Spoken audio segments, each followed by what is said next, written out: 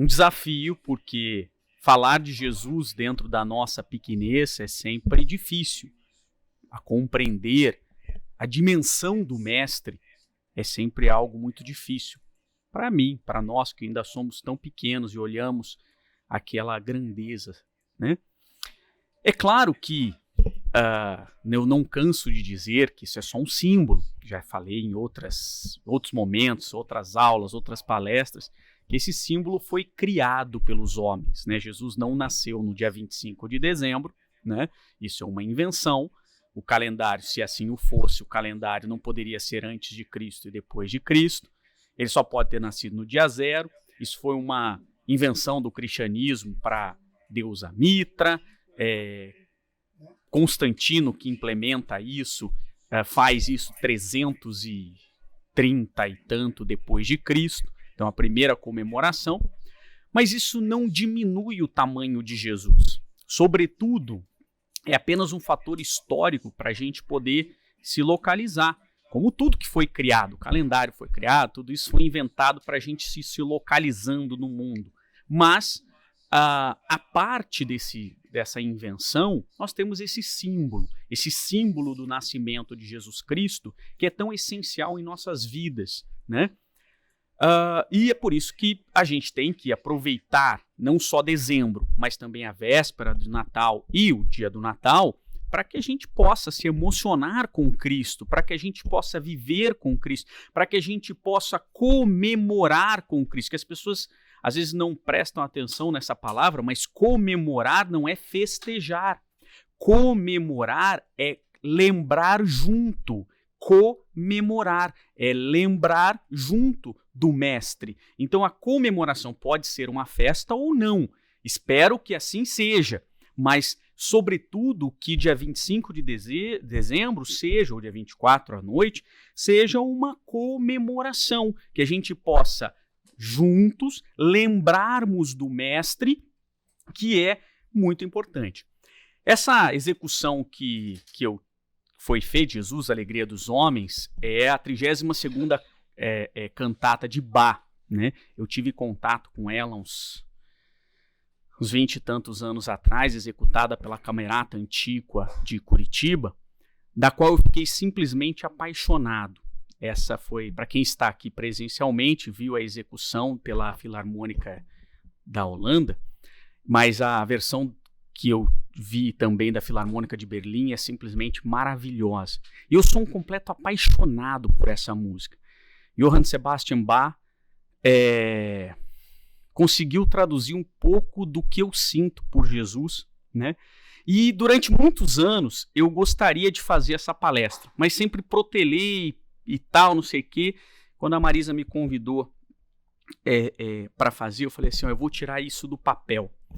Então eu trouxe para vocês, e é óbvio que eu não vou trabalhar essa música de Bach, embora a gente vá falar um pouquinho sobre ela, mas para que a gente possa vislumbrar como Jesus e os seus ensinamentos, eles de fato, eles são as nossas alegrias. Porque se o caminho inevitável do progresso é a felicidade plena, Jesus é a alegria dos homens. Porque ele é o caminho, a verdade e a vida, e ninguém vai ao Pai senão por ele. Se ele é o nosso modelo e guia para rumo à felicidade plena, porque só seremos plenamente felizes quando nos tornarmos espíritos puros e aonde habitaremos, não coincidentemente, mundos felizes, somos convidados a estar em alegria na presença de Cristo. Por isso, a Jesus, a alegria dos homens, não no sentido machista de só homens, né? No sentido de humanidade. Jesus é a alegria da humanidade, porque ele veio trazer a paz. E para que a gente possa ter uma noção mais ou menos de como é isso, né? Eu fico imaginando o Evangelho de Jesus, e às vezes algumas pessoas ficam presas no Evangelho de Jesus como se fosse um conjunto de informações históricas. E sim, de fato é. De fato, são informações históricas trazidas por diversas pessoas ao longo do tempo, né? Mas mais do que isso, o Evangelho de Jesus é um código moral universal. que nos auxilia no progresso da humanidade. Então, quando a gente lê o Evangelho de Jesus, e eu trouxe algumas passagens de Jesus para que a gente possa conversar sobre o Evangelho de Jesus, mas mais do que a gente ter, aquilo aconteceu historicamente, mais do que isso é a gente viver isso, porque Jesus nos trouxe um código moral de conduta que rege o universo inteiro no caminho do nosso progresso evolutivo. Isso é genial. Isso é o Evangelho de Jesus. Essa é a boa nova e não tem como ser triste com isso. A gente só pode ser alegre, só pode ser feliz com esse código. E aí, para que a gente possa ter uma ideia do que é Jesus, óbvio que tudo que eu trabalho aqui, eu tento fundamentar no Evangelho de Jesus e nas máximas trazidas pelo Espiritismo. Eu me lembrei de uma mensagem publicada por Kardec em fevereiro de 1868, para que a gente possa... essa mensagem ela é feita pelo Lacordaire e denominada Os Messias do Espiritismo, e ele tenta dar uma noção da dimensão de Cristo. Porque às vezes eu fico pensando, né, muitas vezes assim, eu vejo alguns livros, por exemplo, posso falar, né, o Código da Vinci. Quem já leu o Código da Vinci é super legal, um livro empolgante e tal, mas é uma balela. E mais ainda, a visão pequena que tem de Cristo, se Cristo teve um caso com Maria Madalena, eu não sei o que lá, é julgar o Cristo pela nossa pequenez. Esse é o problema, porque como eu falei, a gente está... o desafio de estar aqui falando sobre o Cristo é porque eu estou falando pela minha pequenez, através dos meus olhos pequenos ainda, que ainda não consegue compreender o tamanho. Mas essa mensagem veio nos mostrar mais ou menos o tamanho do Cristo. E ele diz assim: espíritos crísticos são os que chegaram ao topo da escala dos espíritos puros. Então veja, a gente está tentando chegar lá no espírito puro. A gente ainda está em mundos de provas e expiação. Há uma longa jornada. Quando a gente chegar lá, a gente vai ser aspirante a espírito puro. Espíritos crísticos são os que chegaram no topo daquela escala que não sabemos qual é, mas ela existe, porque essa é a mensagem.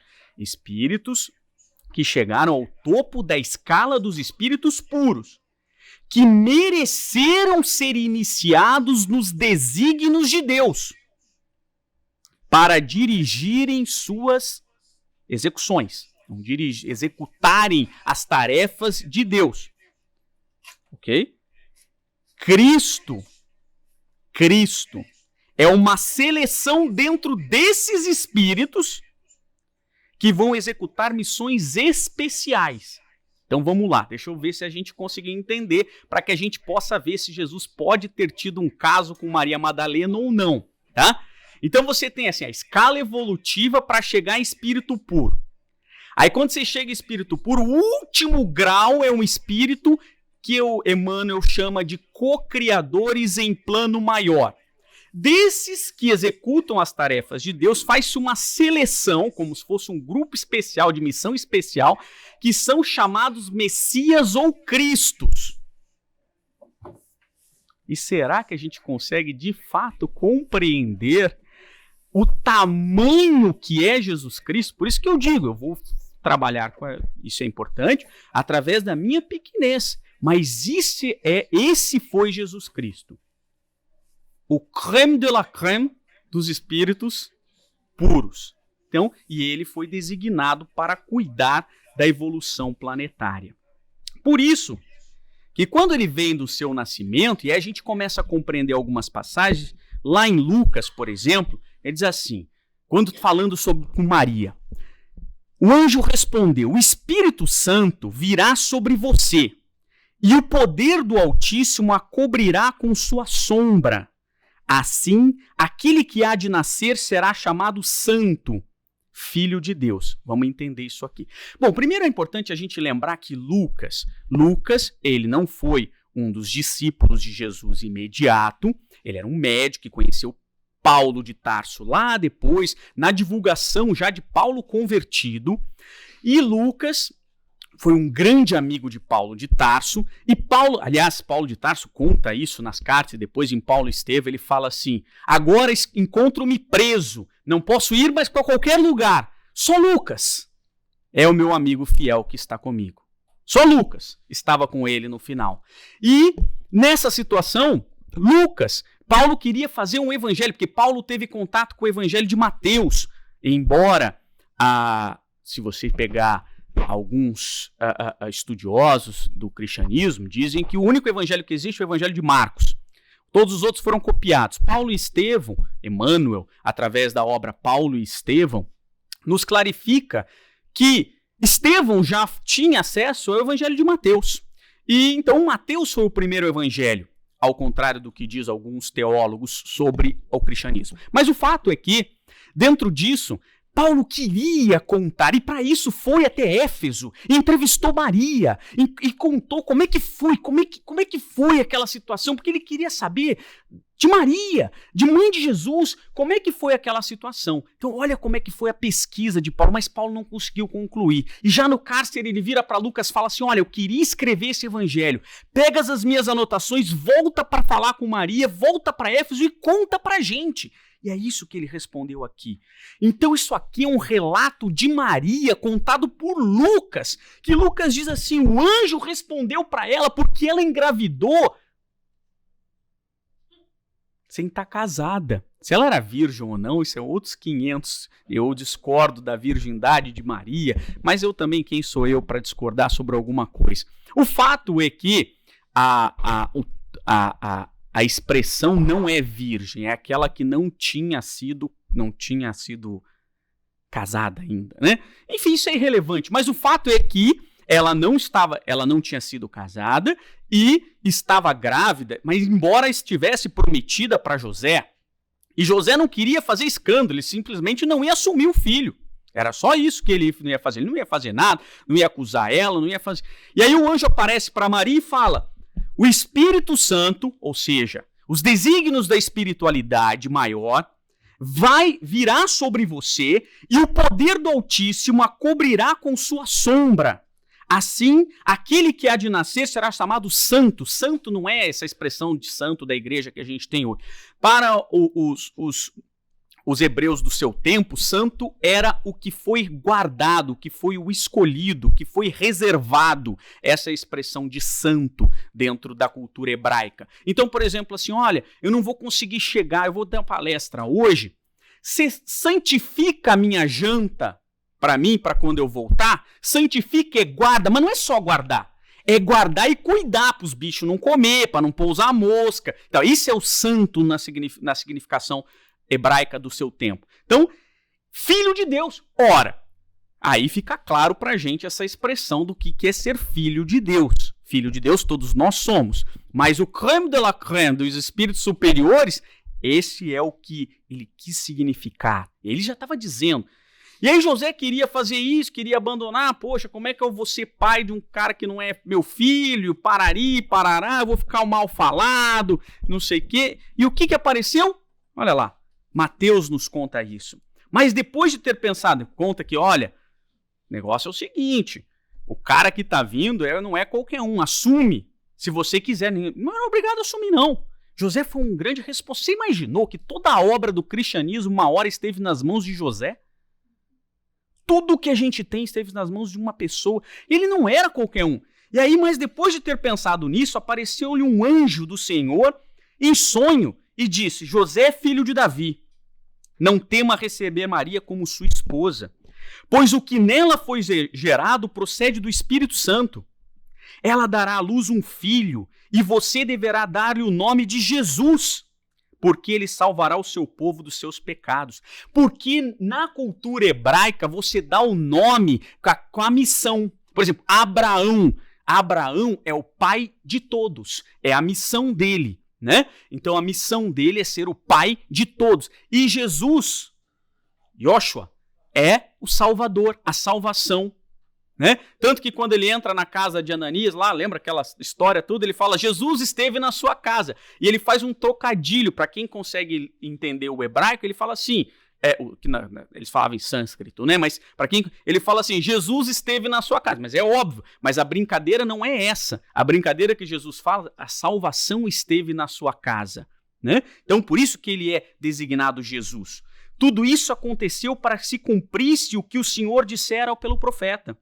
A virgem ficará grávida e dará à luz a um filho, e o chamarão Emanuel, que significa Deus conosco.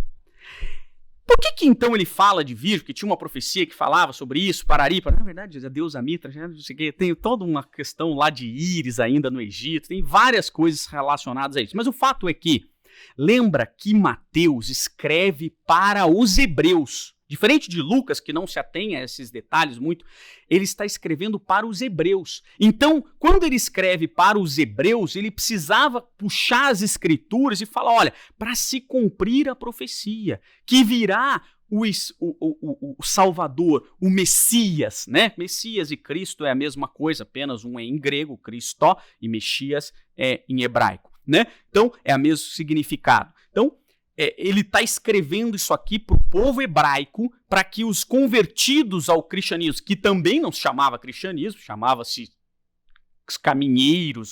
Cristianismo é uma designação que se é dada por Lucas, de muito tempo depois. Lucas falou, vocês estão tão diferentes aí desse negócio aí da nossa religião, que é melhor se chamar cristãos, em vez de caminheiro, que é um troço meio estranho, caminheiro, porque caminho, aliás, Lucas observa isso, caminho tem para todo lugar. Para o lugar certo e para o caminho lugar errado. Caminheiro não pode significar nada, né? Então, veja, isso é muito interessante. É interessante que às vezes a gente fica pensando em alguns detalhes, como, por exemplo, e aí em Exilados de Capela, que é um livro que não é muito tal, mas em A Caminho da Luz, principalmente, é narrada essa história, né? Como que os capelinos vieram auxiliar no processo de evolução planetária. E a gente tem uma sensação, e aí a gente quando está aqui nesse processo, né, de vamos progredir, saímos aqui de provas de expiação, e quem não tiver aqui vibrando que nem a gente, não vai ser expulso, vai ser exilado, né? E aí não é exatamente isso. Então, veja que Jesus, ao receber esses espíritos capelinos, ele promete que vai cuidar do processo evolutivo. E Emmanuel toma a licença para ler alguns trechos do A Caminho da Luz para que a gente perceba isso. Então ele começa dizendo assim, nos mapas zodiacais que os astrônomos terrestres compulsam em seus estudos, observa-se desenhada uma grande estrela na constelação do Cocheiro, que recebeu na Terra o nome de Cabra ou Capela. Magnífico Sol, entre os astros que são mais vizinhos a ela, sua trajetória pelo infinito faz-se acompanhar igualmente de sua família de mundos, cantando as glórias divinas do ilimitado. A sua luz gasta cerca de 42 anos para chegar à face da Terra, considerando-se desse modo a regular distância existente entre Capela e o nosso planeta. Já que luz percorre espaço com velocidade de aproximadamente 300 mil quilômetros por segundo. Quase todos os mundos que lhe são dependentes já se purificaram física e moralmente. Examinadas as condições de atraso moral da Terra, onde o homem se reconforta com as vísceras de seus irmãos inferiores, como nas eras pré-históricas de sua existência, marcham uns contra os outros ao som de hinos guerreiros, desconhecendo os mais comezinhos princípios de fraternidade e pouco realizando em favor da extinção do egoísmo, da vaidade e de seu infeliz orgulho. Há muitos milênios, um dos orbes de Capela, que guarda muitas afinidades com o globo terrestre, atingira a culminância de um dos seus extraordinários ciclos evolutivos. As lutas finais de um longo aperfeiçoamento estavam delineadas, como ora acontece convosco, relativamente às transições esperadas do século XX, nesse crepúsculo da civilização. E aí é que eu muitas vezes, espera um pouquinho, às vezes a gente acha que um monte de gente que vai ser retirada e exilada. Não é essa a função de Cristo. A função de Cristo é salvar as almas o máximo possível, porque ele prometeu que nenhuma delas se perderá, nenhuma delas, ainda que elas tenham que mudar temporariamente para um outro orbe. E aí ele fala assim, alguns milhões, levado à proporção da Terra, dentro de 20 bilhões não é nada. Então o objetivo é salvar. E as lições do Evangelho de Jesus são feitas para nos salvar. Alguns milhões de espíritos rebeldes que lá existiam no caminho da evolução geral, dificultando a consolidação das penosas conquistas daqueles povos, cheios de piedade e virtudes, mas uma ação de saneamento geral os alijaria daquela humanidade que fizera jus à concórdia perpétua para a edificação de seus elevados trabalhos. As grandes comunidades espirituais, diretoras do cosmos, deliberaram, esse aqui, ó, creme de la creme da espiritualidade, deliberaram então localizar aquelas entidades que se tornaram pertinazes no crime aqui na Terra longínqua, onde aprenderiam a realizar na dor e nos trabalhos penosos do seu ambiente as grandes conquistas do coração e impulsionando simultaneamente o progresso de seus irmãos inferiores. Então veja, aqui todo mundo conhece, não é mesmo? É a história, então, essa transição planetária, alguns milhões que não estavam se adequando ao processo tinham que ser retirados para que o caminho de Capela e daquele orbe, que Capela é a estrela, é como se falasse assim, o Sol, não é o Sol que... O Capela é a estrela que norteia aqueles planetas. Foi assim, aí é que é a parte linda, olha só, que a história que todo mundo conhece. Foi assim que Jesus recebeu a luz de seu reino de amor e de justiça, aquela turba de seres sofredores e infelizes. Então Jesus pessoalmente foi recebê-los. Lógico que não é pessoalmente, né? Mas ele recebeu com sua palavra sábia e compassiva, exortou essas almas desventuradas à edificação da consciência pelo cumprimento dos deveres de solidariedade e de amor, no esforço regenerador de si mesmas. Mostrou-lhes os campos imensos de luta que desdobravam na terra, envolvendo-as no halo bendito de sua misericórdia e de sua caridade sem limites. Então Jesus acolheu. Pense que estavam vindo daquele sistema de Capela, os espíritos mais perversos que nós temos aqui na Terra. Pense no espírito mais perverso que nós temos. É esse tipo de espírito que estava vindo. E algumas pessoas acham que Jesus não é para todo mundo. Esses espíritos foram recebidos por Jesus e envolvidos no seu amor.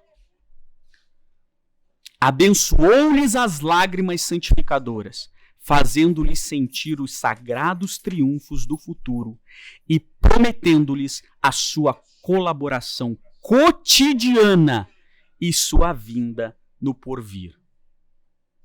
Então não só recebeu, não só os acolheu, mas como prometeu que cuidaria do processo evolutivo de cada um daqueles seres, porque reconheceu neles que eles estavam aqui para nos ajudar, seres terráqueos, se nós não somos capelinos, somos eventualmente terráqueos, que estávamos no nosso processo evolutivo.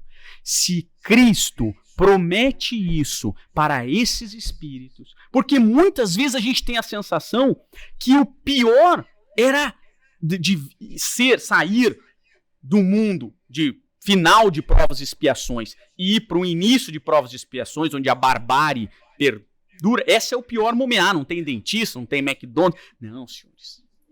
Essa é a parte difícil. Mas às vezes essa parte difícil se satisfaz com o prazer de matar. Algumas pessoas têm um prazer de matar. Então ele sai desse nosso plano e vai para o início do processo evolutivo, onde ele tem que matar. E aí ele vai se satisfazendo até a hora que ele toma consciência que isso não é bom e que o mal jamais vai vencer.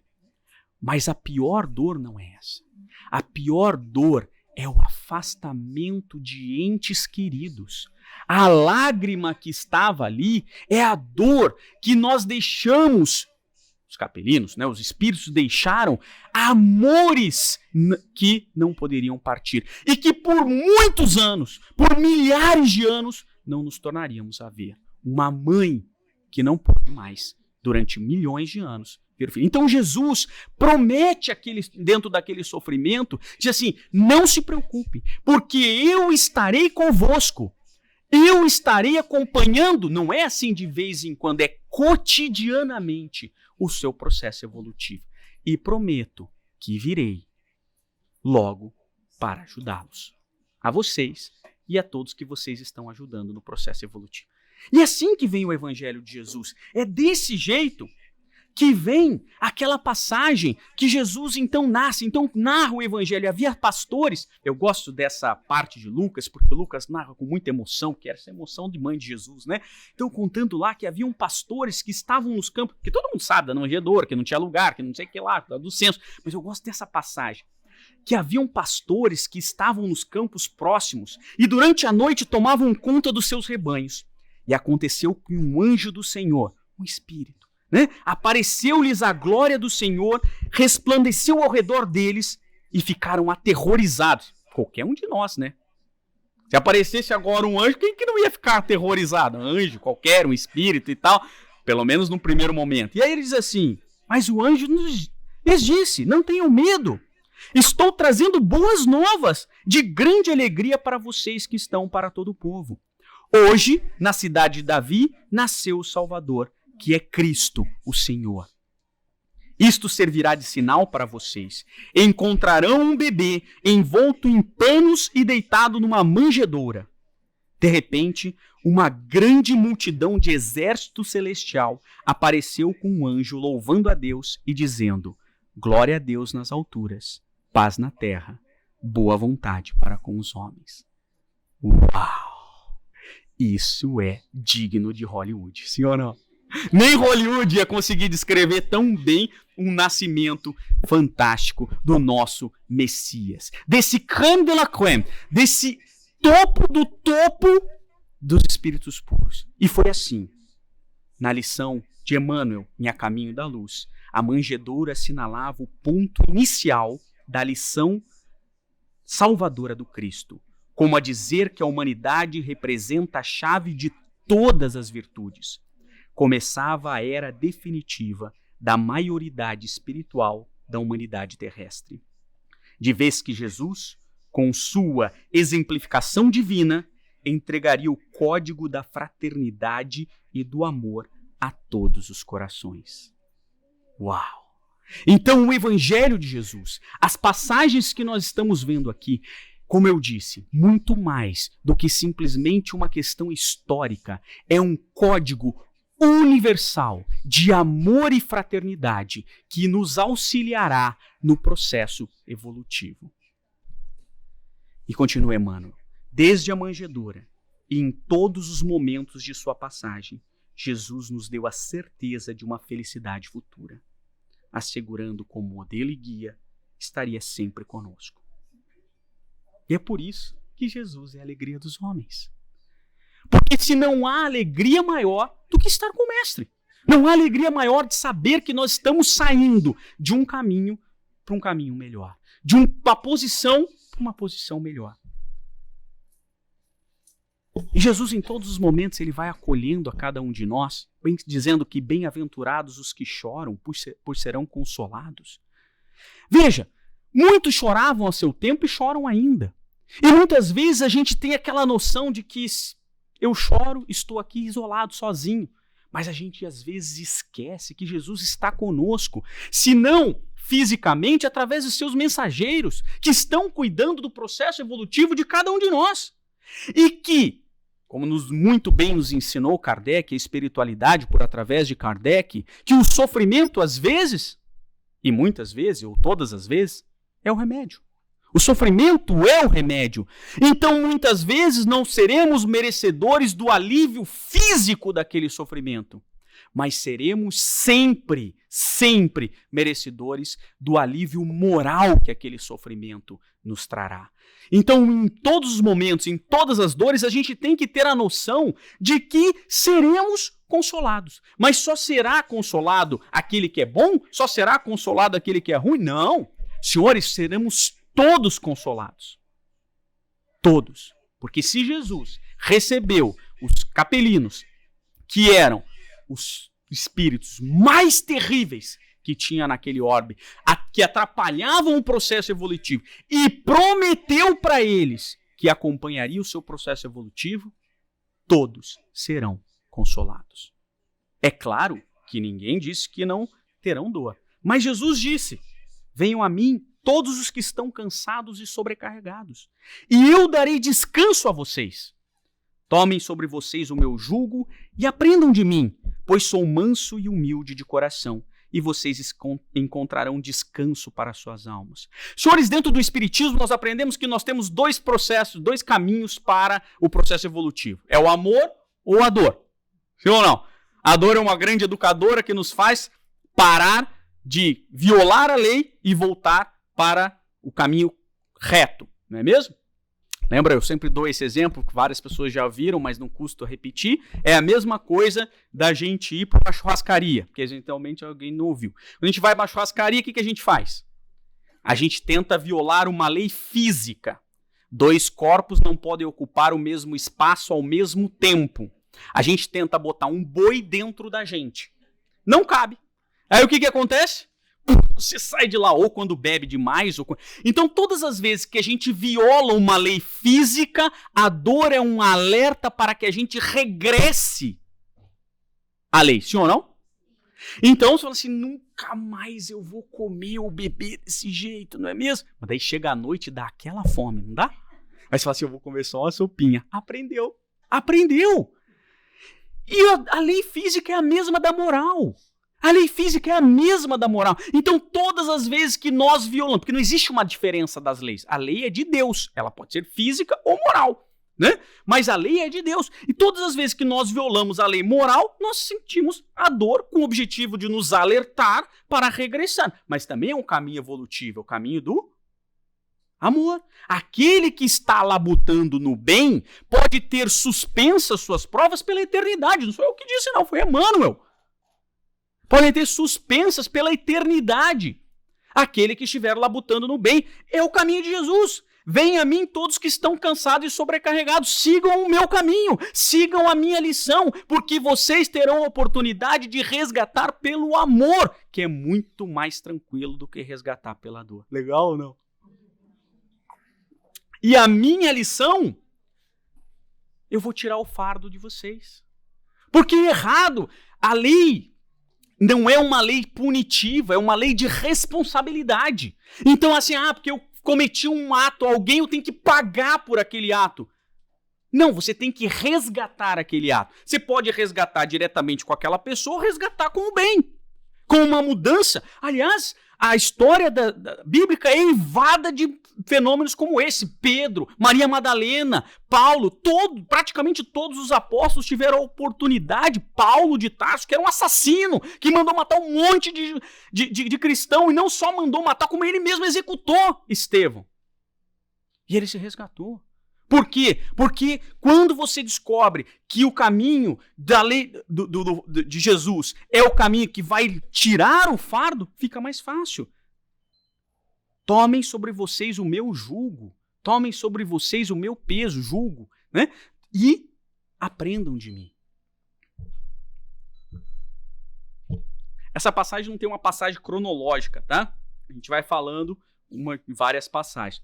Paulo de Tarso compreende tão bem isso que ele escreve na carta aos Romanos dizendo assim: não se amoldem ao padrão desse mundo, mas transformem-se pela renovação de sua mente. É isso que Paulo de Tarso quis. Quando a gente pega o caminho de Jesus e faz pela renovação, pelo amor, é isso que ele está dizendo. E foi isso que ele fez na vida dele quando ele toma. Mas não foi fácil. Porque me requer uma... Claro, Paulo começa com a aparição de Jesus na porta de Damasco, mas ele, que era um espírito muito preparado, porque imagina, Paulo era cotado para ser do Sinédrio. Você imagina o que era. Vocês sabem o que era o Sinédrio? Era o Supremo Tribunal Federal junto com o Senado e o Banco Central, tudo junto. Era mais ou menos isso, assim. Esse era o poder de quem estava lá no Sinédrio. Então, ele era o cara para ser cotado. E aí Jesus só fala assim: Paulo, por que me persegues? E aí simplesmente ele fala: o que queres de mim? Aí eu quero que você pare de perseguir e comece a pregar para trabalhar para mim. Mas estou fazendo um resumo, né? E aí foi assim, mágica? Jesus faz assim e ele se transforma? Não. Ele vai, ele fica cego, ele vai procurar Ananias, e aí Ananias cura a cegueira dele, ele vai buscar os ensinamentos, ele não aprende, ele não entende, ele vai pro deserto, fica 3 anos, ele tem que se reconciliar com o casal que acolhe ele lá, e que daí ele mandou matar o pai do cara que tava lá, e aí ele fala assim, e eles perdoam, e fala assim, uau, isso é o perdão em Cristo, e vocês não estão... E ele passa pelo medo de falar, olha, eu fui o cara que mandei matar o seu pai. Ele passa pelo medo, ele passa pela sua reconstrução, e aí quando ele tá apto e tal, ele vai para a casa do caminho, ele passa pela desconfiança dos apóstolos, ele passa pelo sofrimento, ele passa pelo caminho de evangelização, e quando ele vai falar, ele que era o orador do Sinédrio, ele que era o cara e tal, gagueja, não consegue falar. E aí ele volta, ele vai ensinar na tecelagem, ele vai fazer, né, como se reaprender e tudo mais. E aí que ele se transforma em Paulo de Tarso. É um trabalho de uma vida, não é um passe de mágica. E é isso que ele fala, transforme-se pela renovação da sua mente, para que sejam capazes de experimentar e comprovar a boa, agradável e perfeita vontade de Deus. O caminho da transformação é um caminho árduo. Como dizia Sócrates, né? Sócrates, que era filho de parteira, ele dizia assim, o pensamento é um parto. E é. Porque as pessoas acham que pensar, tirar conclusões, é simplesmente, passe de mais. Não! Como que é um parto? A mulher estava lá grávida e tal, de repente nasceu a criança. É assim? Isso é parto de piada. Parto de piada que é assim. Parto de verdade é assim. Primeiro tem que ter uma fecundação. Porque senão não tem. Então você tem que fecundar a ideia na sua cabeça. A partir do momento da fecundação tem que ter uma gestação. E aí depende de cada espécie. Tem gestação de 9 meses. Burro, por exemplo, é gestação de 2 anos. Então depende da gestação. Aí você vai lá pensando, vai... E aí como é que vai acontecer depois para parir a ideia? Como é que é um parto, meninas? Parto natural, não tinha cesárea. Isso é Sócrates, 270 anos antes de Cristo. Cesárea só foi inventado por César.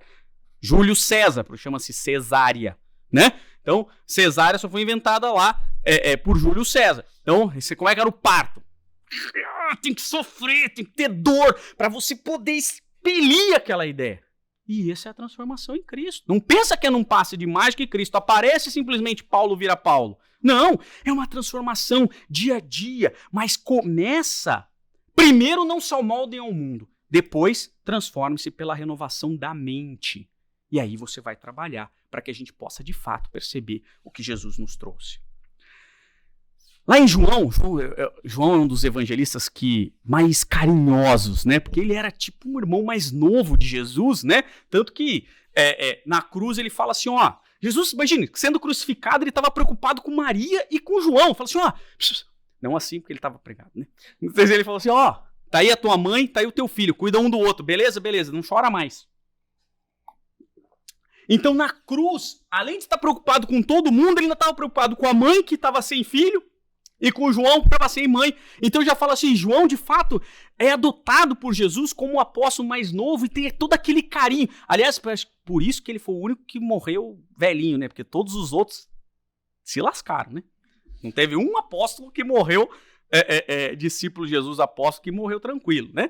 Sempre foi apredejado, colocado em óleo quente, parari, porque não se transformaram tudo já de cara, né? O João era bonzinho.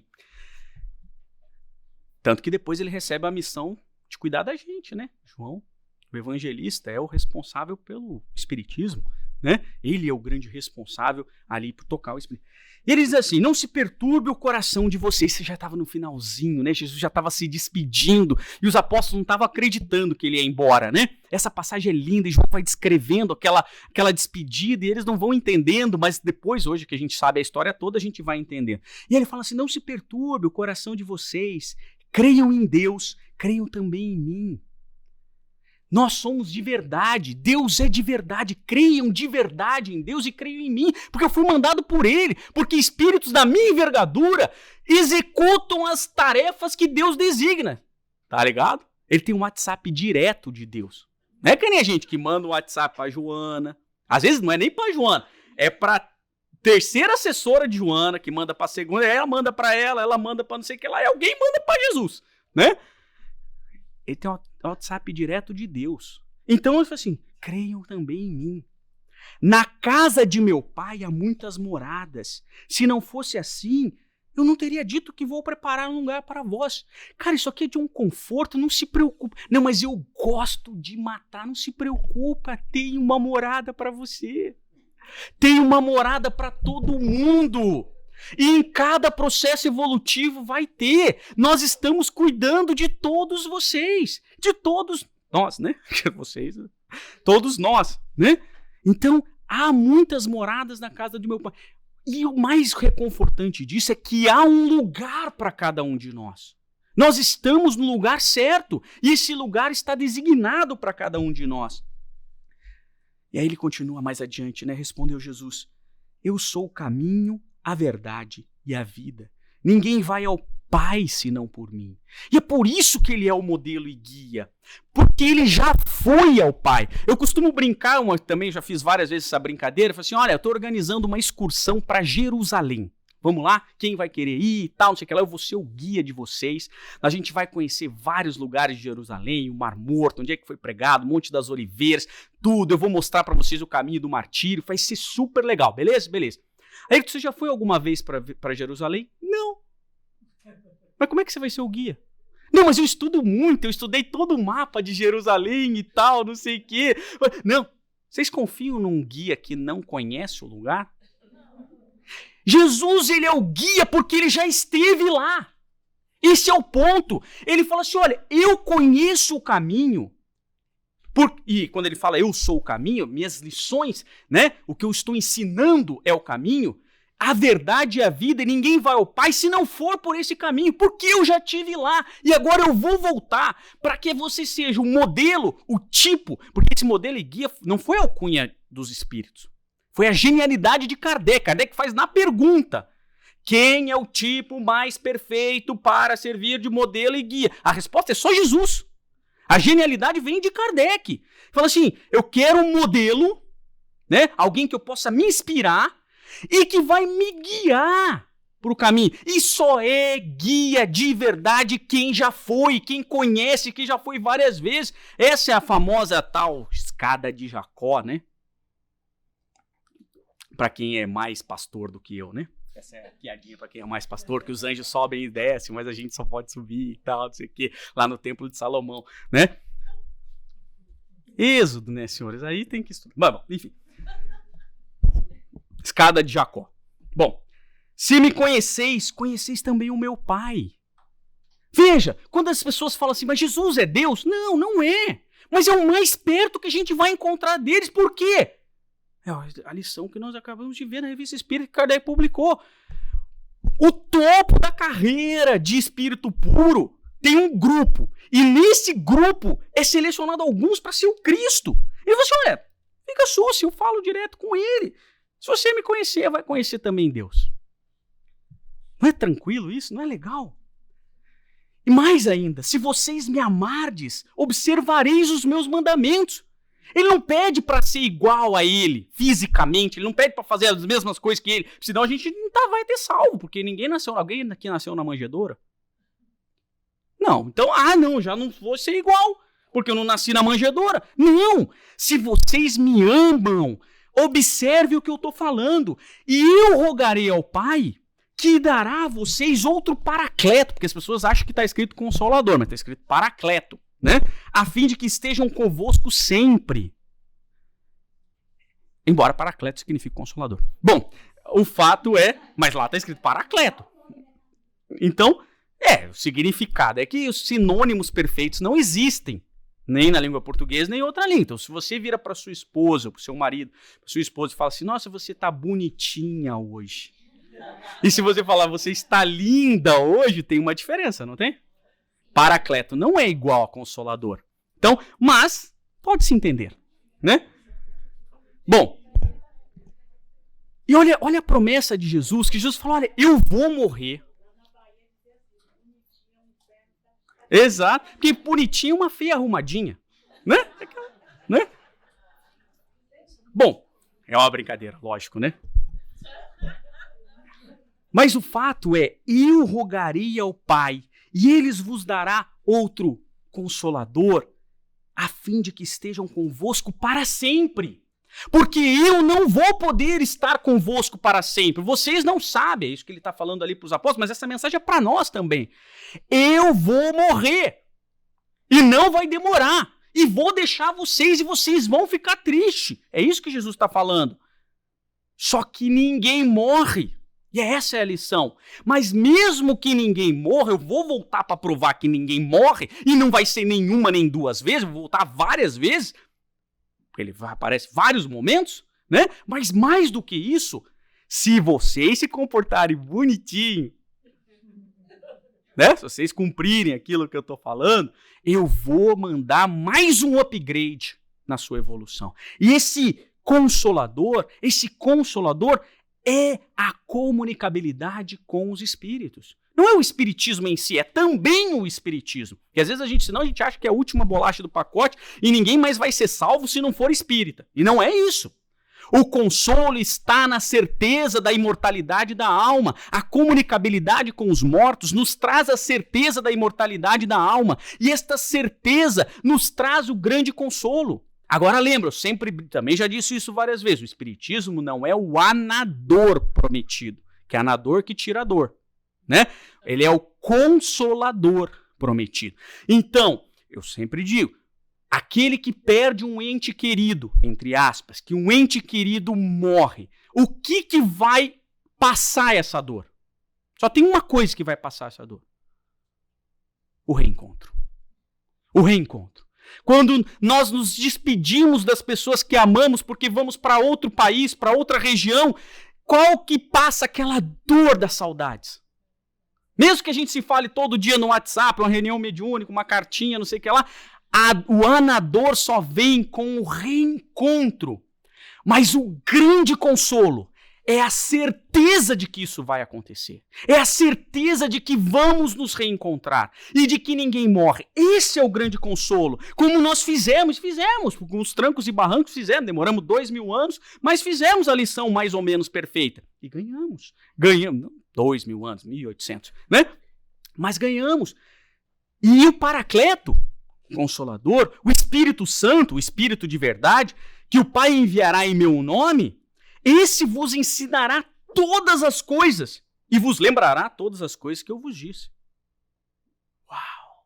Então nós temos a oportunidade nessa doutrina consoladora de conhecer, ou pelo menos de ter acesso, não de todas, mas de boa parte das coisas, do universo. Porque o Espiritismo se propõe a ser a doutrina do universo. As regras que nós estamos aqui trabalhando todos os dias de auto-aprimoramento, de melhora individual, de auto-burilamento de nossos vícios, é para todo o universo, é para todos nós. Isso é a lição que nós vamos dar. Mas também temos que lembrar a lição de Cristo, porque é a lição de amor, é a lição de acolhimento. É isso que o Espiritismo também, né, veio nos relembrar, veio nos mostrar. Porque a certeza da imortalidade da alma e a certeza do processo reencarnatório, quando as pessoas tiverem essa certeza, isto vai impactar no mundo de uma maneira absoluta. Por quê? Porque se hoje eu nasço na Noruega e tenho o meu caminho traçado muito bem, nunca vai me faltar alimento, nunca vai me faltar agasalho, nunca vai me faltar educação, nunca vai me faltar nada. E eu sei que existem irmãos que estão nascendo na Somália, existem irmãos que estão nascendo na Eritreia, que existem irmãos que estão sofrendo em vários lugares do mundo, e eu tenho a certeza absoluta do processo reencarnatório. Isto vai nos fazer mudar ao ponto de que, bom, se eu nasci na Noruega nessa, eu não quero nascer na Somália na próxima. Ou melhor, eu vou transformar a Somália em Noruega. Essa vai ser a grande diferença no mundo, quando as pessoas de fato absorverem o processo reencarnatório e de mortalidade da alma. E é isso que vai impactar no processo para o mundo de regeneração. Nós vamos ser convidados a transformar a Somália em Noruega. Legal ou não? Legal ou não? É esse o impacto que vai ser. E é por isso que Jesus disse: deixo-vos a paz, a minha paz eu vos dou. Fiquem tranquilos, porque o processo vai acontecer evolutivo. E não vos dou como o mundo a dá. Não essa paz, esse conforto momentâneo, essa situação, porque a gente passa por momentos de tribulação. Ora a gente está em paz com uma coisa, ora está em paz com outra, ora que está em tribulação. Não essa paz. Não perturbe o vosso coração, nem tenham medo, porque Jesus vai nos dar a paz verdadeira. E essa paz verdadeira é seguir pelo caminho que Ele nos guiou. É só esse. Assim também você tem tristeza agora, mas eu os verei novamente, e seus corações se alegrarão, e ninguém tirará a alegria de vocês. Então vejam, olha a promessa que Jesus nos faz. Todas essas passagens estão aqui, já colocadas ali, onde que a gente foi tirando. Então, vejam, agora é o momento em que a gente passa de um processo de provas e expiações, passamos por atribulações e tristezas, passamos por momentos difíceis, mas é agora, logo nós nos veremos. Jesus promete isso, que logo nós nos reencontraremos. E esse momento nosso coração se alegrará e ninguém mais terá tristeza. Eu disse essas coisas para que em mim vocês tenham paz. Neste mundo vocês terão aflições, contudo tenham ânimo. Eu venci o mundo. Jesus, o topo da carreira de espíritos, veio ao mundo e passou por praticamente todas as vicissitudes que nós passamos. Passou pela pobreza, passou pela dificuldade, passou pela perseguição injusta. Desde o seu nascimento, porque quando os reis magos chegam para Herodes, falam, nós estamos procurando o rei, tinha aquela, assim, beleza, deixa comigo que eu vou recensear a galera e vou procurar para vocês, e mandou matar todos os meninos, e mandou matar. Então ele passou por perseguições, por dificuldades, por isolamento, ele passou pela traição de pessoas amadas, porque Judas o amava, e Jesus amava obviamente a Judas. Mas passa pela traição, passa pela negação, passa pelas dificuldades. Não há uma tribulação que a gente possa passar que Jesus não tenha passado para nos mostrar que Ele venceu o mundo. E que Ele está conosco em todas as aflições. Porque nós teremos aflições, porque as nossas aflições são frutos dos nossos equívocos do passado. E esses equívocos têm que ser expurgados, seja pelo amor ou seja pela dor. E nós vamos passar. Mas ele venceu o mundo. E é por isso que lá em Boa Nova a gente vê uma conversa muito legal porque é tão lindo esse livro que ele vai nos contando os detalhes das passagens. Porque João não falou tudo pra gente. Aliás, ele disse isso, né? Pega o último parágrafo do Evangelho de João e fala assim, olha, um monte de coisa foi dita que eu nem vou contar pra vocês. Tá escrito lá? Não com essas palavras. Mas muito mais foi feito, né?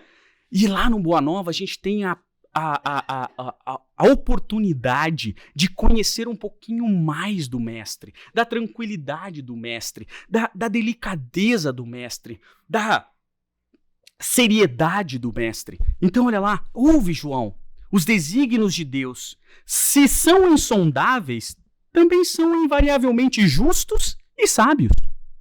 O escândalo desabrochará em nosso próprio círculo bem-amado, mas servirá de lição a todos aqueles que vierem depois de nossos passos no divino serviço do Evangelho. Então todo mundo vai passar e essa traição, essa discórdia, essa confusão vai acontecer e vai servir de lição para o futuro, porque sempre vai acontecer.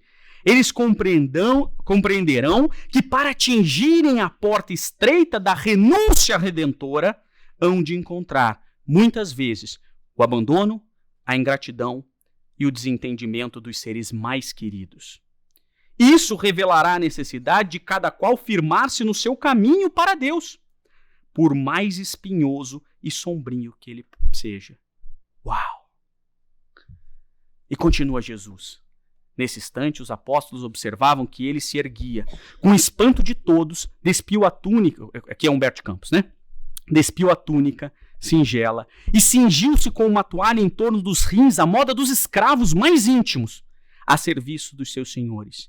E como se fossem dispensáveis as palavras naquela hora decisiva de exemplificação, tomou um vaso de água perfumada e, ajoelhando-se, começou a lavar os pés dos discípulos. Ante ao protesto geral em face daquele ato de suprema humildade, Jesus repetiu o seu imorredouro ensinamento. Lembra? Pedro fala, não, meu pé você não vai lavar. Ele falou assim, Pedro, presta atenção que eu estou aqui para dar uma lição para todo mundo, eu vou lavar para mostrar essa lição. E aí Pedro fala assim, então é para ensinar, pode me lavar inteiro. Não foi isso que tá lá, Pedro fala, pode me lavar todo, tua disposição. E aí qual é a lição? Só que isso só fica lá no Evangelho. Essa lição tá aqui que Humberto de Campos nos traz, ele diz assim, vós me chamais mestre e senhor. E ele é, né? O cara que fala com Deus. Ele é a voz de Deus no mundo. E dizeis bem. E Jesus fala assim, tá certo, eu sou mesmo, mestre e senhor. Porque eu sou. Se eu, senhor e mestre, vos lavo os pés, deveis igualmente lavar os pés uns dos outros no caminho da vida. Porque no reino do bem e da verdade, o maior será sempre aquele que se faz sinceramente menor de todos. Essa é a lição do Evangelho, senhores. Nós estamos aqui para servir ao próximo. Isso está dito desde a primeira revelação. Ama o Senhor teu Deus de todo o seu coração, com toda a sua alma e com todos os seus muitos. Põe à disposição de Deus, porque a quantificação de quanto você ama a Deus será o quanto você ama o seu próximo. Quanto mais você servir ao seu próximo de todo o seu coração, com toda a sua alma e com todos os seus muitos, isso está lá em Levítico e Deuteronômio, essa é a quantificação de como que nós vamos ser servidores e quanto nós somos amantes de Deus. Então, servir ao próximo é transformar a Somália em Noruega. É isso que ele está dizendo. Ou, como Kardec sintetiza em Evangelho segundo o Espiritismo, fora da caridade não há salvação. Essa é a única salvação para o caminho, a verdade e a vida. E ninguém chega ao Pai senão por ela. Eu me lembro de uma passagem quando Humberto de Campos narra no livro Antologia Mediúnica do Natal, num capítulo chamado O Natal do Apóstolo, quando Pedro está lá numa estância e tal, e já se reconfortando depois da sua morte, já em espírito, e aí Jesus fala assim, olha Pedro, fica aqui o quanto você quiser, fica suce, descansa da sua batalha, da sua labuta em prol do cristianismo, mas eu tenho que partir. E aí Pedro fala assim, para onde você vai? E aí Jesus fala assim, indicando-lhe o apóstolo, Jesus disse para Pedro, em que adivinhava a residência, indicando, né, um local, né, em que se adivinhava a residência planetária dos homens, informou sereno, Pedro, enquanto houver um gemido na terra, não me será lícito descansar. Então, Senhor, eu também. E esse era o Pedro, senhores. Esse é o convite que o Evangelho nos faz. Porque se Jesus está amparando a cada gemido, ele também está nos convidando a secar as lágrimas do nosso próximo, a curar as chagas do nosso próximo, a lavar os pés do nosso próximo simbolicamente, a sustentar, a amparar o nosso próximo na necessidade. E é por isso que Jesus, lá nas bodas de Caná, ele fala, Pedro, conhece a alegria de servir a um amigo? Essa é a alegria que o Evangelho nos traz, senhores. Essa é a alegria que é trazida por Jesus. E é por isso que essa música que me inspirou essa palestra, fala, e eu trago a tradução porque ela está em alemão,